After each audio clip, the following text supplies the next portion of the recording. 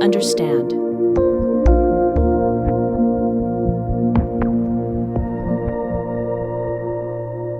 Alcohol has been used for thousands of years as a social drink, but the excessive use of alcohol can lead to health, social, and legal problems. We receive conflicting messages about alcohol. Is it cool to drink alcohol? Is it healthy? Or is it bad for us? We need to make an educated decision on whether we should drink alcohol and how much and how often before we use it. There's a mistake some people have in their minds that they think they are invincible with alcohol. They think they can drink whatever they want without having any problems. Anybody can have problems with alcohol, and anybody can become addicted to alcohol.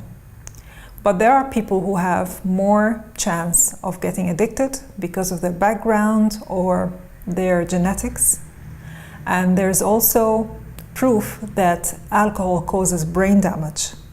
This is an image of a person who does not drink alcohol, and this is an image of someone who's been drinking alcohol for a long time. They're both the same age. There are three forms of using alcohol. There is normal use, there is abuse, and there is alcoholism. I would be hoping that everybody would be using alcohol normally or not drinking alcohol at all. That's two types of being normal and healthy.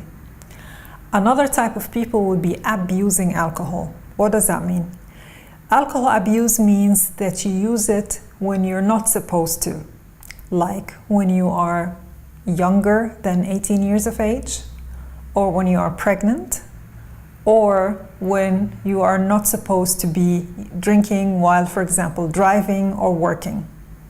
So alcohol abuse is using alcohol in the wrong situations. Alcoholism, on the other hand, means that you are drinking alcohol all the time and not able to stop drinking alcohol. And you have problems when you are not drinking, health problems and behavior problems. Alcoholism is a disease. It does not mean that the person is weak or a bad person. It's a disease, and we consider an alcoholic as a patient. So people under the influence of alcohol are considered criminals if they do a crime, but alcoholics are considered also as patients and need treatment. People have different concentrations in their blood when they drink alcohol, and the blood alcohol concentration is a value that we can measure. We can measure it in the breath of the people, and that's when you get tested, for example, in the street by the traffic police sometimes. But there are differences between people in their ability to have the alcohol concentration in their blood, even if they have had the same amount of alcohol. The food that you've had affects your blood alcohol concentration. So if you've been drinking after having eaten something, especially fatty foods, you will slow down the absorption of alcohol into your blood. So eating before drinking might help you a bit lower the effect of alcohol on your body. But this does not mean that it will diminish that, it will make it less. No, it will just slow it down. But all of a sudden it might come back and give you a lot of effect from a big amount of alcohol you've been drinking. So be careful with that. Also, your weight makes a difference. So a bigger person would have less trouble with more amounts of alcohol than a smaller person. Also, women get drunk faster with the same amount of alcohol than men, so the gender makes a difference. You also need to know that a drink does not mean a certain amount of the drink, but it's the percentage of alcohol that we need to address.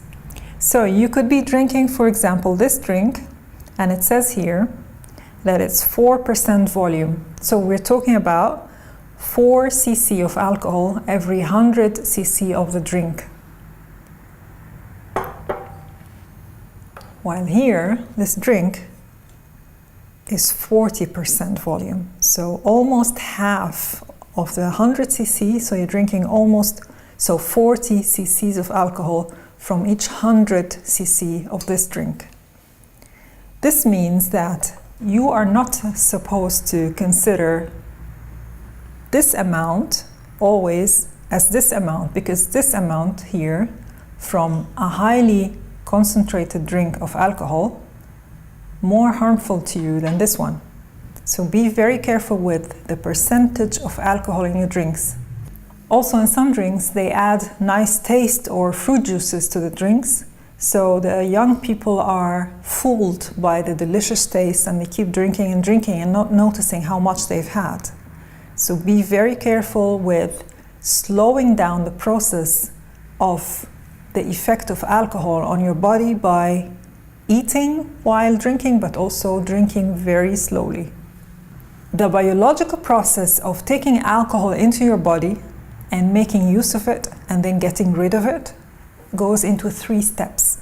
There is absorption of alcohol, which happens in the stomach partly and in the small intestines, and then the alcohol goes to the liver, and the liver is responsible for changing it into other forms. So it goes into the liver and the ethanol changes into CO2 and water, so we breathe it out, and a small part of it stays in our body to affect our organs, especially our brain. And then the elimination, then it goes out via our lungs, we breathe it out, and the rest of it we urinate it because it's water soluble. The problem happens when you are drinking too much faster than your liver's ability to break down the alcohol. And in this case, you get intoxicated and, drunk, and you have behavioral effects. The behavioral effects from alcohol we will discuss in the next video. I wish you the best of health. Thank you. This video contains general information about medical conditions. The content might not be suitable for everyone and should not be treated as such. Always consult your doctor before using medications. The medical information is provided without any warranties or legal obligations to those who might apply them.